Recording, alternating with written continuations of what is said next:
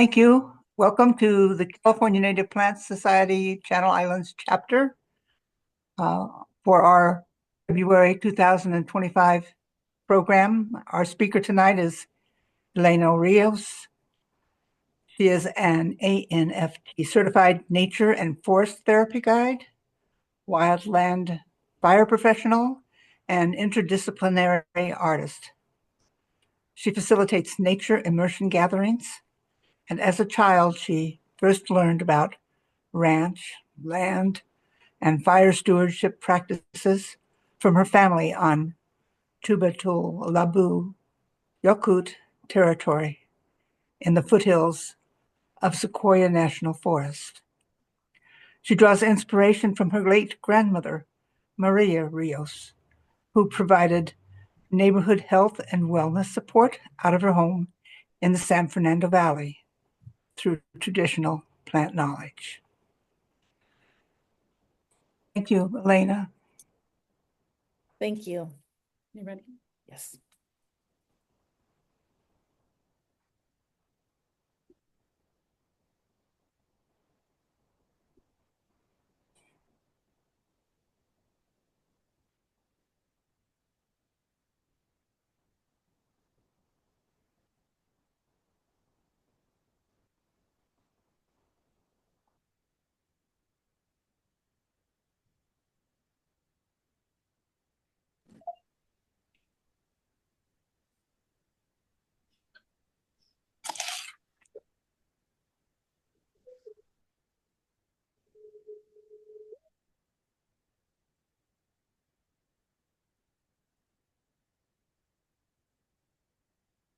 Before anything, I want to give thanks for another day of life.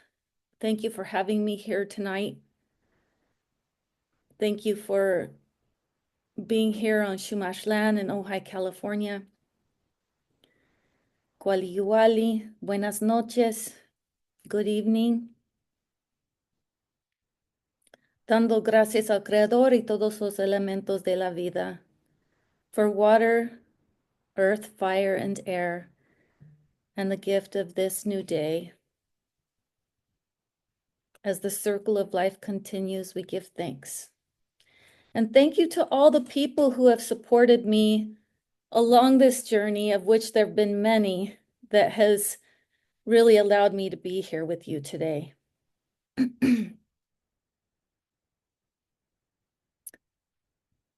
In the image that you see on your screen right now, that is an image of California Hot Springs, where I first learned about ranch, land, and fire stewardship practices from my grandparents and my aunt and uncle. And it's about 5,000 elevation in the foothills of Sequoia National Forest. I'm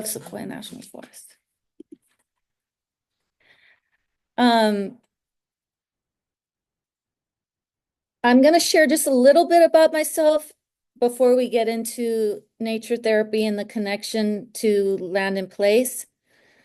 In this photo, you see a picture of my grandfather, Diego Rios. In the top picture, he's the third child on the right. And in the bottom left picture, that's him as an older man tending to his row of nopales in the San Fernando Valley on Tataviam territory. And then to the right is my great-grandmother, Donaciana. And during this time, these family members crossed back and forth between Guanajuato and Texas and California since before the 1700s. My grandfather is now interred at Mission San Fernando, but my great-grandmother Donaciana was a huesera, which is a joint setter, and a curandera, working with plants of all kinds in her community, which a lot of people did back then. This is the ranch at California Hot Springs, and as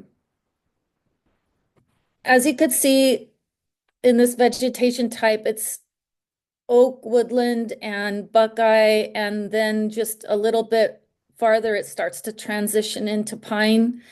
And in the bottom left corner, you see a picture of my father and my mother, Rito and Linda, and my sister and I. I'm on the left.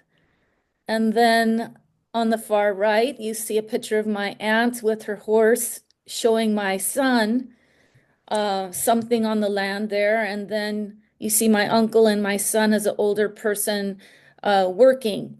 And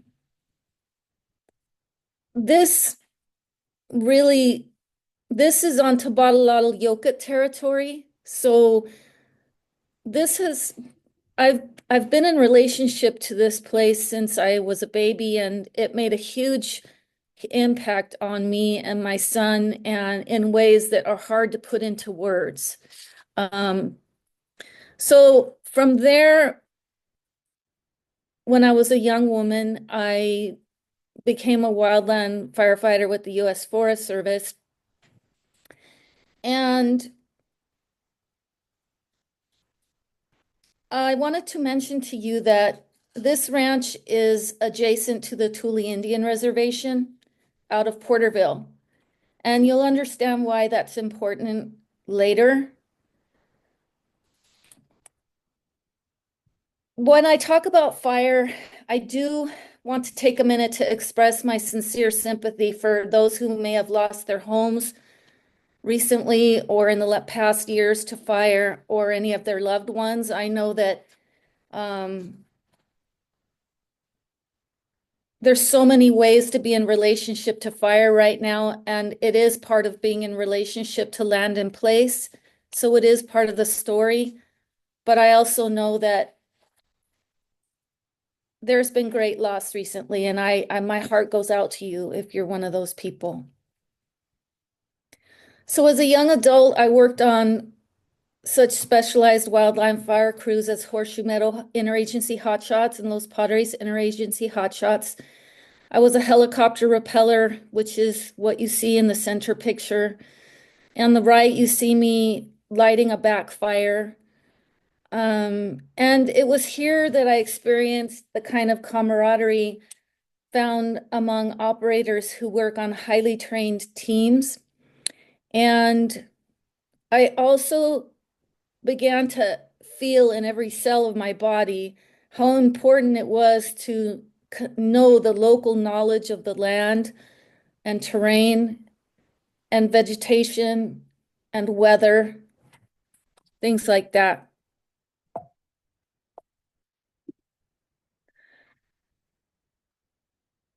This is a photo of Ann Jeff from Bishop, Trudy Bowers with her baby. The second man is Ben Charlie, and the gal on the far right is Kathleen Lowe. And why I bring this up is that because these photos happen to be in the mid to late 1980s, when I first took my first steps as a wildland fire person. And Ben Charlie was a tribal leader of the Dunlap band of Mono Indians. He went to Indian boarding school for 2 years. His first language was the Mono language. And he was one of my teachers in relationship to fire and land in place. He joined the Marines in 1943, and through 1945 served in World War II. In 1949, he served in the Korean War. And in 1966, he returned to Dunlap and began working for the U.S. Forest Service, which a lot of Native people did in that era. In fact, it is said that about 80% of employment on Indian reservations in the West was through wildland firefighting during that era of the 1980s. I don't think that's the case now, but it may be still high numbers.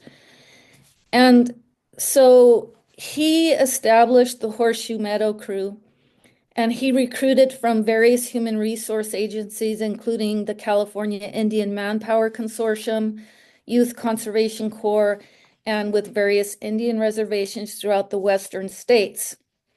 And in 1980, his crew received hotshot status, which hotshot is a very specialized level of training and professionalism in wildland fire.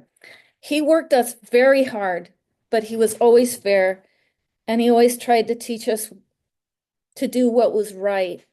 And so when I worked for Ben, there were a lot of people from the Thule Reservation working for him. Trudy, there on the right, worked for him, and Kathleen on the right. He mentored a lot of women. A lot of Native women were in wildland fire during that era, but just these crews are not typically the crews that you would see on the news. And um, so in some ways, wildland fire is a kind of migrant labor because you're literally going from fire to fire. But for rural people, of which a lot of native reservations are in rural areas, and so a lot of times the U.S. Forest Service was a good employer to have in the next closest um, a good way to get a job using some skills that you may already have from living in rural areas and knowing the landscape and having a connection to land and place.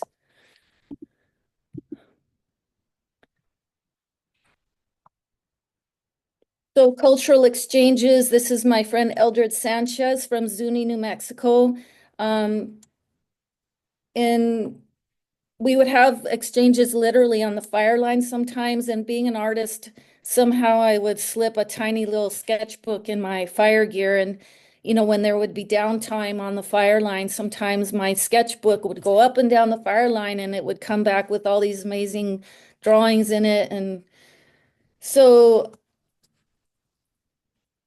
in this way, we created relationships, intertribal relationships all across the West and multicultural relationships. This is the Rainbow Fire, and it was in Mammoth. And why I'm sharing this picture is this really reminds me that in the end, depending on conditions, it's not so much being scared of a situation like this as it is noticing how humbling it is that in the end, nature is really in control of everything. During this time of the year, we mostly slept on the ground, and if we were lucky, that included a sleeping bag. I learned to travel light, and I learned that I could live with very little. I cultivated a great appreciation for the simple things like a hot cup of coffee, a hot meal, a soft bed, and a place to shower and go to the bathroom. And as hotshots, we often spiked out at far ends of the fire for many nights in a row without coming back to fire camp. And so you would only have what you brought on your back with you. So you really did have to, it really was an invitation to really understand what's going on with all of the elements of nature, not just for your safety, but for your comfort. And I'm in the bottom row, and I'm the second one in from the left. And that's the Los Padres Hotshots. After I worked for Ben Charlie, I came to the Los Padres Hotshots and I worked for Mark Lenane. And this fire had an interesting story because when we talk about tuning into the elements of nature and how that impacts our surroundings, when we got to this fire, we got flown in. There was only 2 hotshot crews and 1 load of smoke jumpers, which is about 6 people. And the fire was just creeping along in the duff. And we got there feeling quite certain that we were going to hook this up in just a few hours and leave the next day. And as the day went on, a cold front came in. And when a cold front comes in, that means wind speeds increase. So the winds started blowing so hard that they had to shut down all of our aviation support. And then what was once a fire that was just creeping along the forest floor, now became a huge conflagration. So at this point, we had to retreat to our safety zone, which was this big granite outcropping here. And we just had to wait it out because Mother Nature was doing her thing. And so if you can imagine this, it was so loud in this photo. The sound of the fire was so loud we could hardly hear each other talking, and the wind was so strong it was almost blowing our hard hats off. So in those circumstances, all you can do is wait it out. So again, this work invited me to become more close and intimate with the elements, understanding weather, topography, relative humidities, and how to be outside in the elements, which is so important to our well-being and survival. This is Alaska. That's me on the right, sitting on the banks of the Yukon River. And these are some of the ladies from the villages at Fort Yukon and other villages nearby. That's Sheena, Kat, Juned. And now I work for the Chumash Fire Department out of Saint Ynez. And I work with a couple of people that I've known for 30 years, which is really nice. I love that. When I went to work for the Chumash Fire Department, the chief there asked me if I would be open to getting training as a cultural specialist. So I did that. So when I got my training as a cultural specialist, I received it from Santina's tribal elders and archaeologists. And so what a cultural specialist does within the context of a fire qualification is that we do surveys within the fire environment to look for subtle clues in the landscape that could indicate a pre-contact site or a sacred site or a uh, something culturally significant, and then take whatever actions are necessary to mitigate damage to those sites. And this has really enhanced my perspective on what it means to be in a relationship to land and place.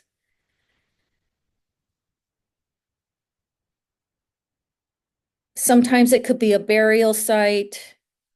Um, and it's a really unique time to be living and doing this, because 30 years ago, when I was in fire, none of the agencies spoke about the importance of doing this in our area anywhere.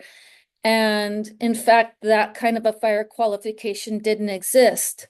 So we're living in some different times now where, the incident commanders will actually have to take into account what we have surveyed, and we work to make sure that dozer lines don't go through these sites. And I also learned that there's certain native plant groupings that even it could be something as subtle as a specific grouping of native plants that indicate it being a cultural site.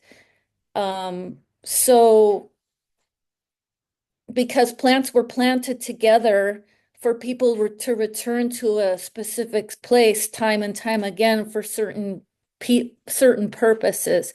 And so those plant groupings still exist in some areas, and it's yet another indicator of there needing to be a further look. As an artist, I have been inspired to try to express the intensity and the energy and the movement of fire through my artwork. And then again, thinking about fire as being regenerative. And these are just a few examples of what we see in our region and other places in the months after a fire has occurred. So many plants, this really illustrates well how fire and native plants are designed to work together. And then in this picture, in this slide, it just speaks to the different relationships that we can potentially have with fire. On the top left is my son as a child interacting with fire. And, in that sense, maybe fire makes us think of hearth and home and cooking food. And in the far right picture, that's a picture of me in my cultural practice, in more of a ceremonial relationship with fire. And then in the center photo, that's a poposhkomit, which is a Mesoamerican type of fire holder, and with some medicinal herbs tied to it with hot coals in it. And then there is copal burning in that, which is a tree resin from the Berberis bipinata pine tree. And then in the bottom left photo, that is a photo that taken of the preparation of the ceremonial fire that you see on the right, but it was specifically created with different herbs and plants and flowers and candles and different things. So now we'll move into the nature therapy piece and nature connection piece. And so you are here. Here we are.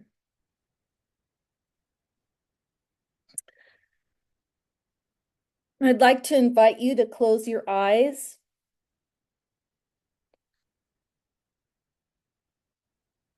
And notice the air going in and out of your body.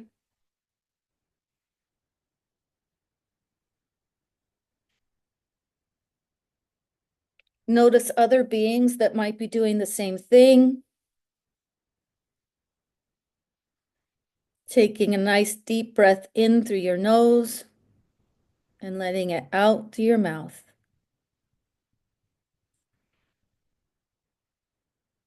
Notice the air and the atmosphere around you. And I wonder how the air and the atmosphere connects us all, even though we're in different spaces, even different continents. How it connects the human and the more than human world.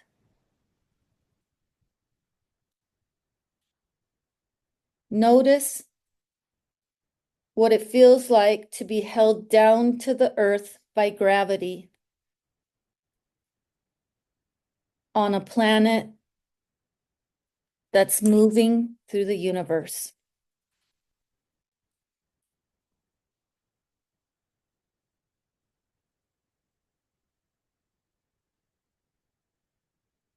When you're ready, you can go ahead and open your eyes. So this is a photo of, or a slide of a sign that I made connected to my nature therapy practice. I shared a little bit about my life that led up to the path that I'm on right now with nature connection. And so when I was in my practicum to earn my nature and forest therapy guide certification, I quickly noticed that these ways were rooted in indigenous knowledge all over the world. And these are very, very old ways, ancient ancestral ways. It's just that in today's world, they're sort of being reintroduced with different wording or in a different context. But all of our indigenous elders all over the world have always known and always taught through oral history that being in right relationship with the land and the elements is being in better health in our mind, body, and our spirit. And so in the second photo, you see me smelling a California Bay laurel. And in nature therapy, it's all about slowing down, relaxing, and dropping into a deeper state of awareness. When we do that, we may find that plants, it's another way to know plants. So it's not so much about knowing all the names of the plants as it is about noticing which plants your body feels pulled to. And if we sit with a plant day after day, or even just for 15 minutes next to a plant or a tree that seems to be calling our body to it, we may notice that these beings or these plants or trees can speak to us in a language that we can perceive with our bodies.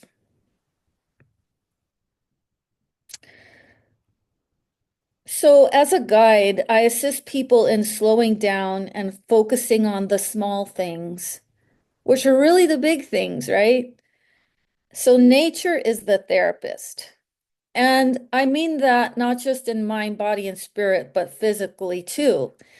Um, Conifer trees in general, but especially conifer trees, emit terpenes and phytoncides, which is a hormone that they use to ward off maybe bugs or ailments that trees can get. They use it to communicate with each other. But when we as humans are walking amongst the trees, we are breathing in the terpenes and phytoncides and we're absorbing them through our skin. And so, on the science level, on a biological level, that triggers our body's immune system to be stronger and to create more NK cells. But the practice of connecting more to nature and to plants and trees and all of the elements is expressed in a wide variety of ways all over the world, whether it's through dance, art, song, or farming practices, agricultural, plant medicine, rites of passage, or ceremony. And that in one way or another, I noticed I had been practicing those ways almost my whole life. And it was especially expressed through my cultural dance and my art, but also my relationship to the earth and land and place. On the far right, you see a picture of my dear friend Hiroji Sekiguchi, who is a Japanese Shinto priest. And the Shinto tradition is the indigenous tradition of Japan. It's an indigenous spiritual tradition of Japan that is all about connecting to nature and recognizes a being in all of nature.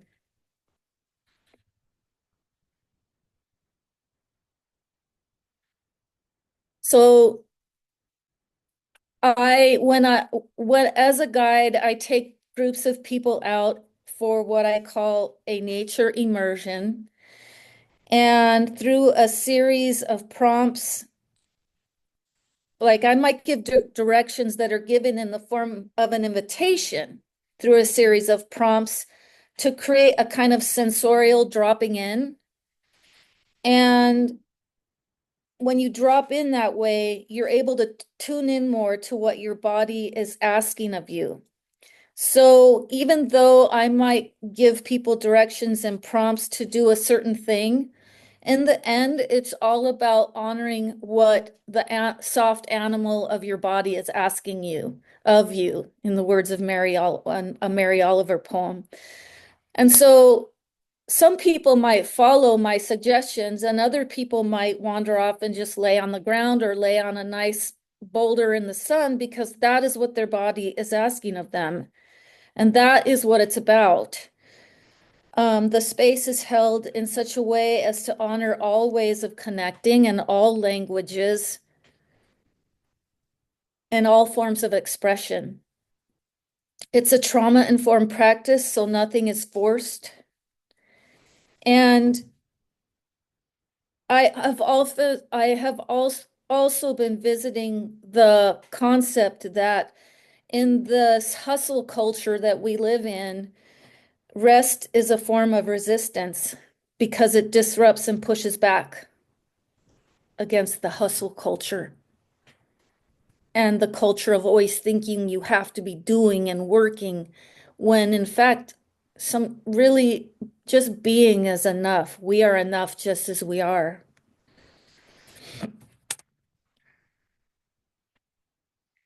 There's a health science of relaxation. And when there's times during the walk that we're together that we have kind of a circle share where people sometimes everything is optional here, so no one is ever forced to share anything, but sometimes people feel surprised that they do want to share things, and sometimes they just share their observations in nature, and sometimes they share other things that they're noticing, and some people just want to bear witness. But by connecting to nature, we sometimes inadvertently actually connect more to ourselves and each other.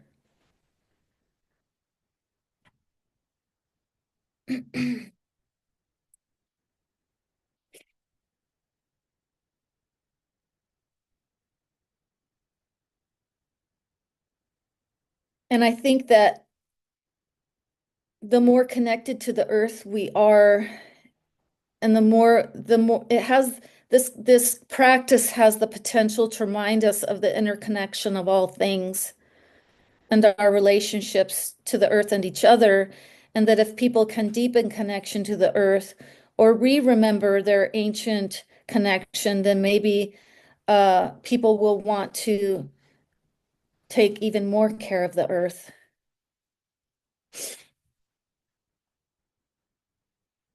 Mahatma Gandhi said to forget how to dig the earth and to tend the soil is to forget ourselves. When we notice the interconnection of all things, we might be inspired to nurture our relationship with the earth. And connecting to nature can deepen our awareness of what it means to be human.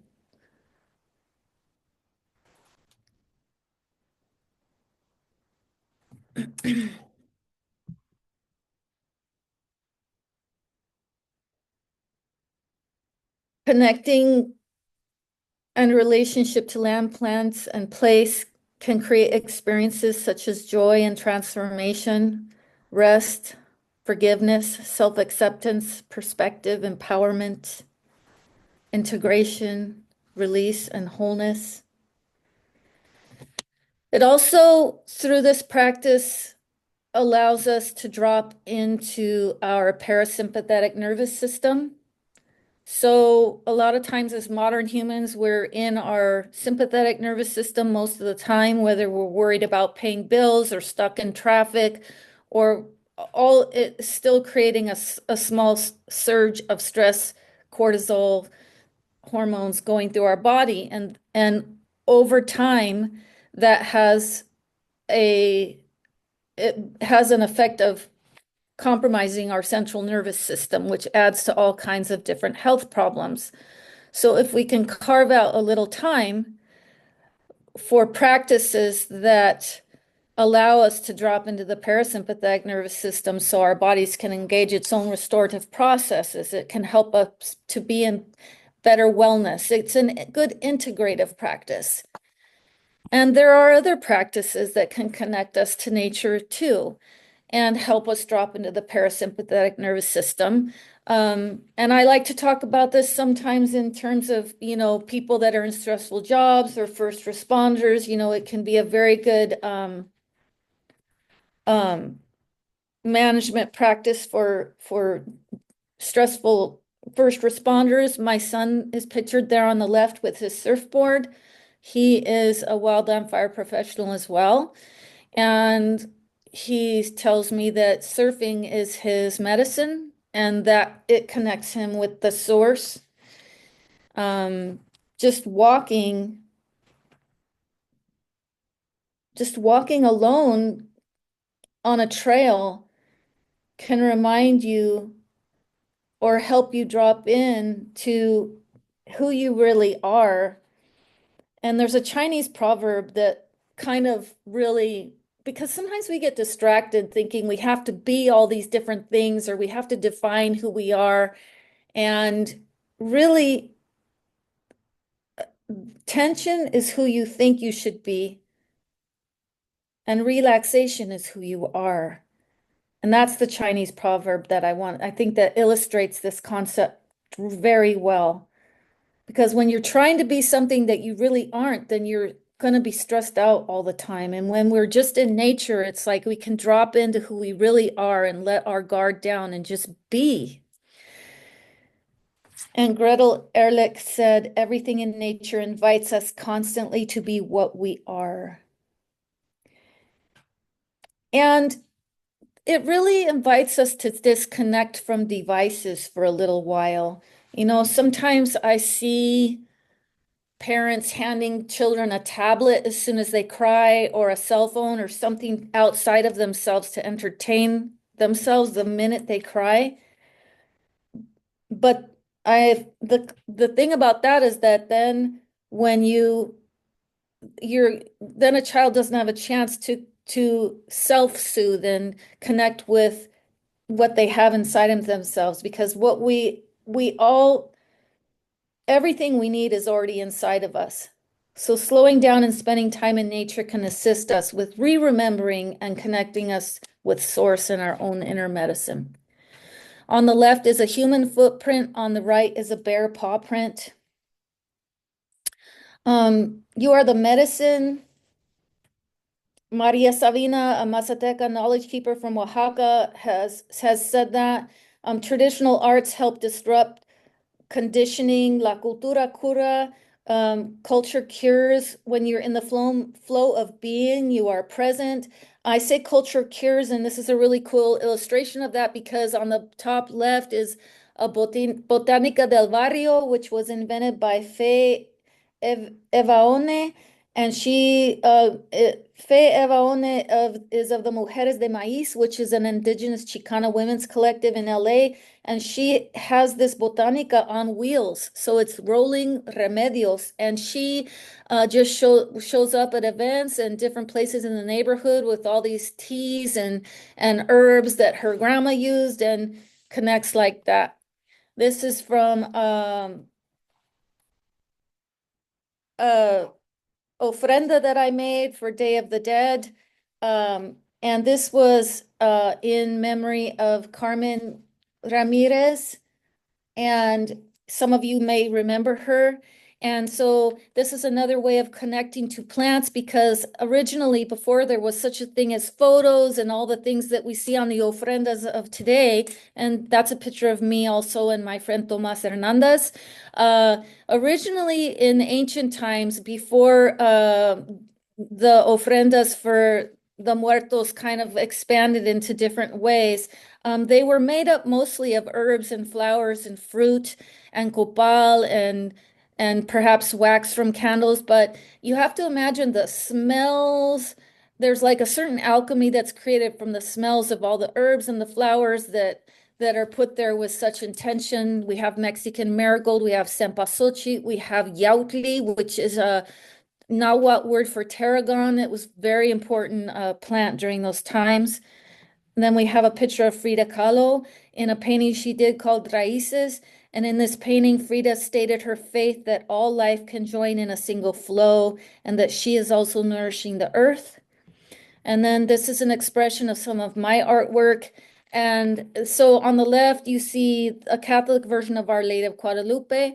Then in the center, you see my version of Our Lady of Guadalupe, because she is also the representation for indigenous Mexicans of Tonantzin, Tlali, Cuautlicue, Cuautlaxiope, and her the Basilica of the Virgen de Guadalupe, or Lady of Guadalupe, was built on top of the temple for Tonantzin, who was the earth goddess. And so I did a different representation of Guadalupe that is more indigenous. And then on the last image, it's called Tlactocli, which is something sown. And this is an exploration of the concept that we are already born with all that we need. And sometimes it is just a question of having the right guide to assist us and reconnecting with our own inner medicine. And nature can be that guide. So we see the baby in the womb with different symbols from nature and different cultural symbols. And uh, and so what I notice is that art is one of those things that it can take you to that place where you start to notice you drop into that sensorial or almost a subliminal state, and through nature connection you can do the same thing, and then you can connect with you may notice things in yourself that you otherwise wouldn't notice. And so because of my connection, my growing connection and the path that I'm on, then that's what really spurred me to become very interested in white sage conservation, because I've been working and living in the foothills and the mountains of Southern California for almost my whole life. And within my lifetime, I noticed that the white sage population was dwindling, but I didn't really know why. And then in recent years, I came to understand that there's a combination of reasons for this. One is because of the global craze for smudging with white sage wands, and one because of urban development into areas where sage would normally grow in the wild. And so when I realized that most of the sage that we see in stores has been poached from the wild but promoted as sustainable, I became really passionate about trying to share with people that the only place that this white sage grows in the world is in the Santa Barbara County coastal sage scrub habitat down to northern Baja California on the whole planet.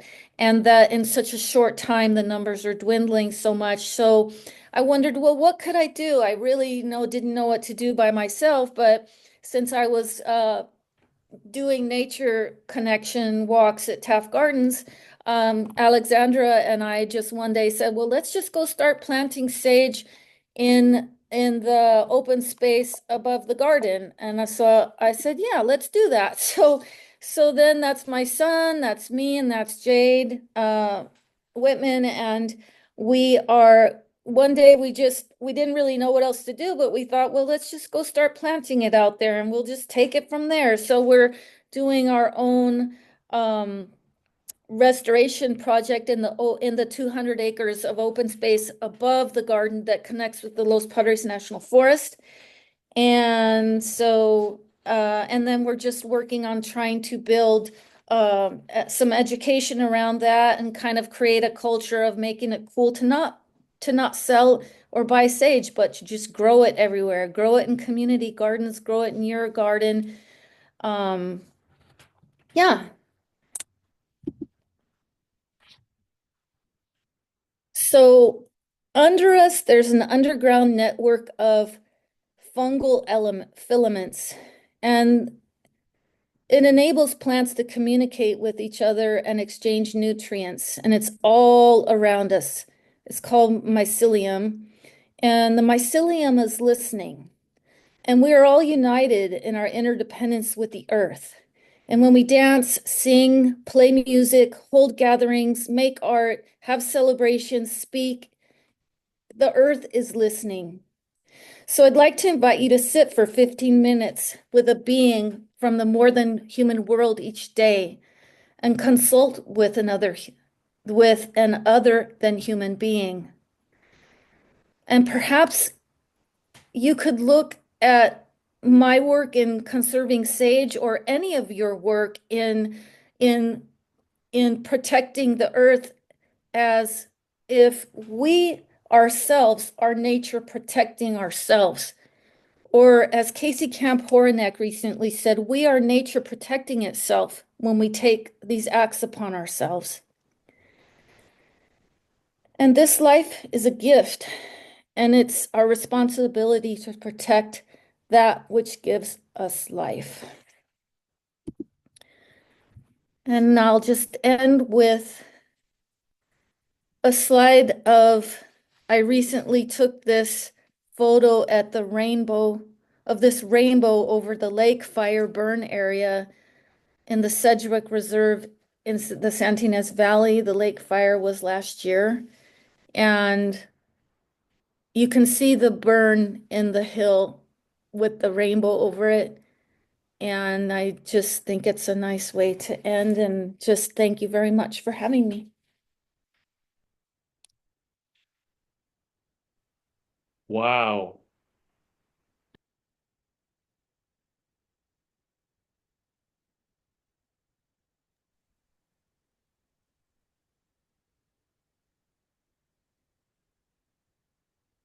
Thank you, Elena. If people have questions, is that okay? Can you take questions, Elena? Yes. Okay. So feel free to unmute. You can also start your videos if you'd like to join so she can see what you look like too. Say hello to everybody. Am I on there? You are, yes. In the Definitely. chat, we don't have any questions yet. We do have a lot of thank yous of people who really enjoyed the presentation, Elena. So thank you. Does anybody have a question? I got a question. Elena,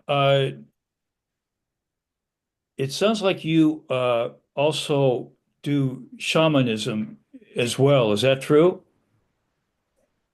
Oh, I wouldn't say that, no. Oh, I'm a cultural practitioner. okay. Yeah. Thank you for the question, though. All right. Do you know shamans? Uh, mm, Do you respect shamans? yes, Okay. yes.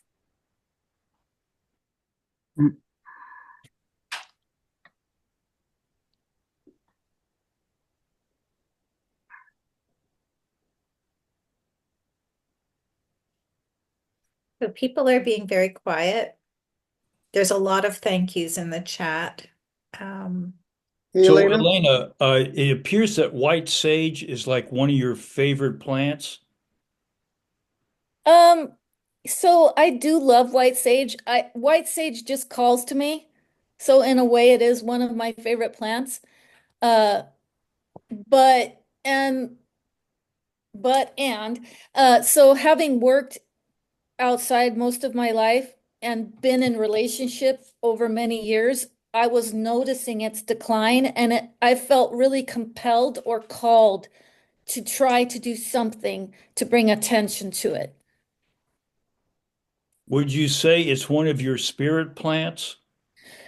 It, I think plants definitely can be described that way, and that probably is one of mine. I think I have more than one. I also have a lemon tree in my front yard that I call my grandmother lemon tree. So I talk to it, and so yeah.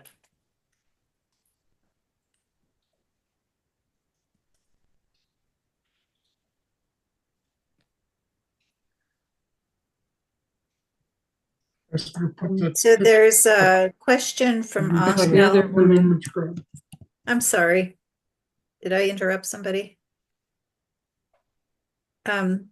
There's a question in the chat from Angel, who asks, can you talk about the role at the Chumash Fire Department, and if the fire department is implementing, I'm not sure what, RX fires and cultural fire back into the landscape. Yeah, I know what he means by that. He means prescription fires, prescribed Thank you. fires. Thank you. Thanks for the question, Angel. So the Chumash Fire Department has plans to do some burning on the reservation, but I don't know when that will take place. And the fire department has collaborated with doing prescribed fire on other Indian reservations in New Mexico and Arizona, because literally our folks go everywhere and have relationships with a lot of other tribal fire departments. And so cultural fire back into the landscape. So I'm so glad that you asked that question. In Central to Southern California, there are steps being taken to restore cultural fire practices in our area. It's going to take, it is happening very slowly. There still needs to be a lot of relationship building and infrastructure building and education in our communities, because it's something that we need everybody to be part of so that people will have an understanding and not feel afraid of doing it. But slowly, the education is building toward introducing those practices in this area. In Northern California, the Karuk have a longstanding cultural fire burning practice, and up in the Sierra with Ron Good and Dirk Charlie, they have spent years and years building infrastructure in their areas, but they also, it's a little more tricky down here, and it's going to take a little bit longer because we have more urban interface here, and we have very high liability here, and our fuel types and our weather is a little bit different. And that's a really big question. There's a lot more to it. I don't want to, I do want to say that a lot more can be said about that. Thank you. We have another question in the chat from Andrea. She says, what is your favorite plant? Do you have a favorite plant? I love so many plants. I love growing them. I think that, I don't know, it would be so hard to say. I like so many plants. Yeah. Elena, do you use psilocybin or marijuana in any of your rituals? Um, my grandmother Rios, my grandmother Maria, she did make tinctures with marijuana. And in fact, there's a family story that she got turned in by the mailman for growing marijuana in her front yard in the San Fernando Valley. Um, and this was probably around the 1940s, or around near or before the McCarthy era. And so for her, it was just another tool in her toolbox. My aunt and I have joked, my aunt Susie and I have joked that after that, she grew it in her backyard, not the front yard, because she just didn't realize it was a big deal. But there is a lot of talk about psilocybins. I am not personally using them in my practice, but the Keck Center of Medicine at UCLA for the first time is very much recognizing it. And they had a conference a couple of months ago about psilocybins, and they had some interesting presentations from some professors that were teaching about it in Berkeley in the 1960s before it was a thing. And so it's definitely there's a lot out there about it right now. I'm not against it. I've heard some good things about it, but I think you would definitely want to do a lot of research with how and with whom you would do something be in that practice with, because I think it's a really specific medicine, and so but I have heard that it has been helpful for some people, and I don't discount it at all. Yeah. So we have one last question in the chat. I think we'll stop with this one if that's okay. From Nature Journal Book Club, who can't change her name on the is it Rocio? Rocio. Rocio. Can you talk a bit about fire follower plants?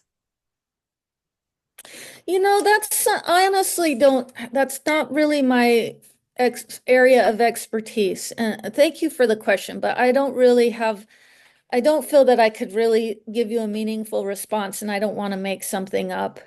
That's something that I myself need to study more about. Well, thank you. I think we'll stop there if that's okay, Elena. Mhm. And can we all, you can turn on your mics and we can give Elena a big round of applause, or you can use a Thank you very mic. much. Yeah, Thank thank you so much, you. Elena. Thank you, Elena. Thank you. Beautiful. Thank you Thank for you. spending Thank this you time so with much. us. We really appreciate it. It was very, Thank you. thank you so Thank much, you. Elena. Thank you. Appreciate you guys. All Thank right, you, have a wonderful Elena. evening, everyone. You too.